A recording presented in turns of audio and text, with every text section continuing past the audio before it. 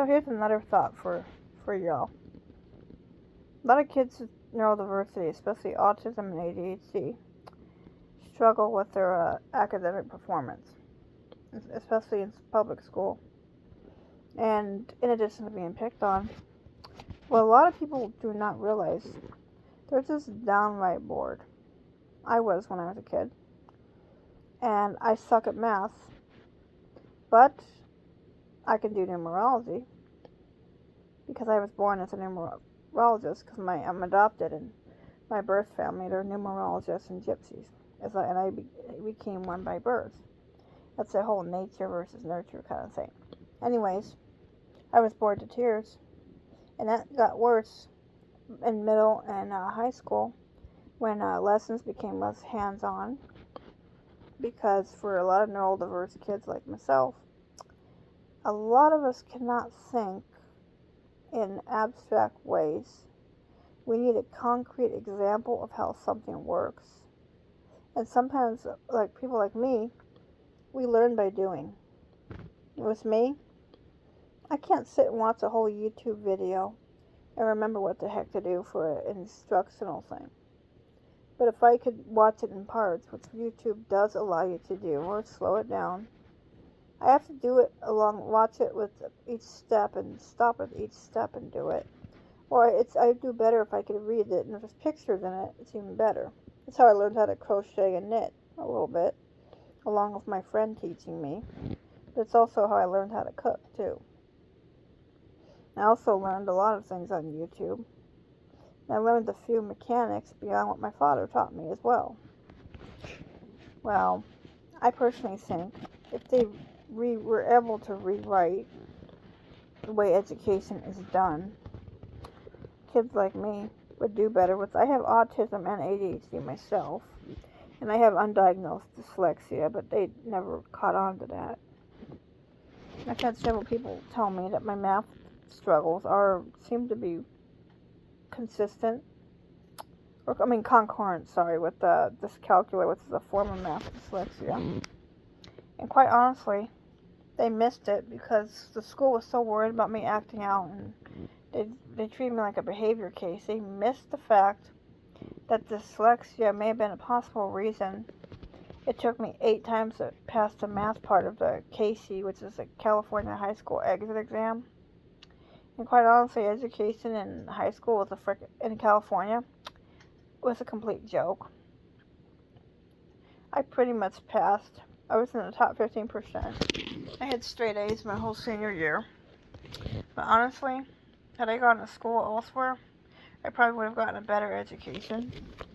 Half the time, the teachers couldn't control the class because the kids were out of control, which I think was just downright plain boredom. Because not every kid does well with book work and worksheets and videos. Some kids actually need interactive learning, like project-based learning or instructional games, or doing like crafts and experiments, which you did a lot of when you do a lot of in elementary school. But I wish they kept that up in the higher grade levels, like middle and high school and stuff. In college they do some, depending on what you're taking, but I don't think they teach the way some kids really need to learn. And the other thing also, not every kid works their best in the morning, and I think sometimes for some of these schools, I think if they started school at 10, even though they had to go later in school, later in the day to go home, kids would actually do better. They've actually found that, I saw school in the UK, they switched their start times to 10, and there was less sickness and, mental health struggles, because there's a big difference when you have to be up at school at 7, like I had to in my last 3 years of high school, as opposed to, 9 or 10, because then kids are getting better sleep. They're getting better sleep at night, most of them. And the kids that, sleep really does play a crucial role in your well-being. And when you get better sleep, you don't get sick as much. It helps you stay healthy because your body's basically recharging. As somebody who has chronic fatigue and chronic arthritis and muscle pain, as I'm, being monitored for possible autoimmune disease and stuff, because I have chronic pain I shouldn't have at the age of 35. I've had symptoms since I was 12, but I had a lot less sleep in my school years, and the fact that I had to get my ass up at school and be at school by 7, it took a toll on me, I think. And I think I slept a lot after school. I used to nap after school and stuff because I was so tired from having to get up so damn early. I'd have to get up at 4 o'clock in the morning to get ready for school and take a shower when I would hardly have sleep as it was because of my autism, and I was on a high dose of Adderall at the time to help me focus, and it was Adderall XR, but it wasn't lasting effectively. But I also think if we included kids at interest and special interests in their education, and we made school more interesting, I think kids would actually perform better and test scores would be higher. And it's so easy to blame these stupid smartphones for their poor performance. While it may play a part, I think the whole cell phone ban thing should be more of a parental matter than a school-related matter. And the fact that states are passing laws for this stuff makes me feel that the government's really up in your ass more than they probably should be.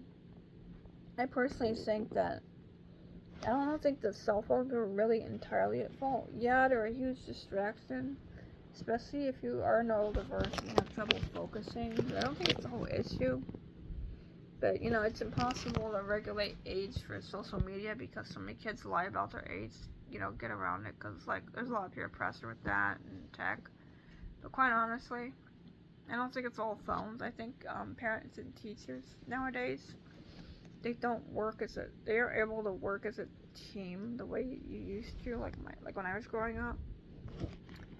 I think some of the problem also is kids don't really have enough structure after school. Because, my parents were growing up, because my parents are, boomers, and there's a different era back then. When they were growing up, majority of teenagers had jobs after school, and then they had to get summer jobs because back then money was so tighter back then for most families, including my grandparents when they raised my parents. The problem was, kids don't have a lot of after-school activities or, jobs to do. I mean, there's some kids that do activities and stuff, but afterwards. But, when they get home, a lot of, parents have to, work and stuff like that. And they don't have the structure they need. So a lot of them, well, not all of them, a lot of them don't have the structure they need. And it also doesn't help that some kids grow without two parents in the house, and that makes it hard too. Because it's easier when you got one, parent supporting the other one. But the problem is there's not enough structure after school.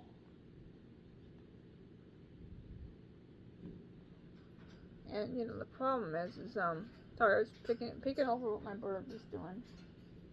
But there's not enough structure after school, like a job or long enough activity levels, because kids are usually bored, and that could lead to crime too. So, and the other problem is how do you learn when if you're in constant sensory overload? If you are a neurodiverse kid with sound sensitivity, or your clothes bother you and stuff. But also, how do you learn when you're going to school knowing you're going to be bored to tears? And when you have focusing challenges like me because of my autism and ADHD, how on earth do you force yourself to function like that nowadays? If your brain isn't letting you do it, and school is boring as hell, you might as well not even be at school.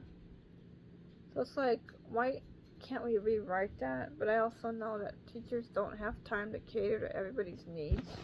And if they can't do some of the stuff that's done in other countries, like teaching life skills and stuff, like knitting, mechanics and stuff, and wood shop. They used to more, and I personally think they need to bring back home ec as well. If we eliminated most of the emphasis on, college education requirements, and we put it where there was less emphasis on that, but allow the option for college prep if a kid desired it, because certain fields like nursing and a lot of medical stuff, you kind of don't have a choice there, and a lot of times you don't. You have to go to college, but the thing is, most jobs nowadays, they're not even requiring it. You could do apprenticeships and stuff. And the thing is we need more jobs filled in skilled labor and retail. Because those places seem to be very short-staffed too. And for people that don't have a college degree, those are good places to work. For those who can. I am not able to work because of my mental health and transportation issues. So I have a few volunteer jobs I do, but since I can't drive, it limits how available I can be. But I just have, been sticking to doing a lot of content creation. I mean, I'm not monetized at this moment right now, but I feel like it helps me feel like, doing my content creation makes me feel like I'm contributing and it's something I could do if I'm, sick from my arthritis and I just can't do much. It's something I can just do if I'm, sitting down or laying in bed. But see, the problem is everybody needs to have a place in this world where they can contribute to society as much as they can. I think everybody in this world has a gift, and it's just a matter of finding what that gift is that you offer the world. And the thing is, it's just a matter of finding it, and for a lot of kids to get lost trying to find that within themselves. But what if school could be more interesting and have more interesting classes and stuff, in addition to the usual requirements? I really think test scores would improve if we were able to change the way teachers had to teach.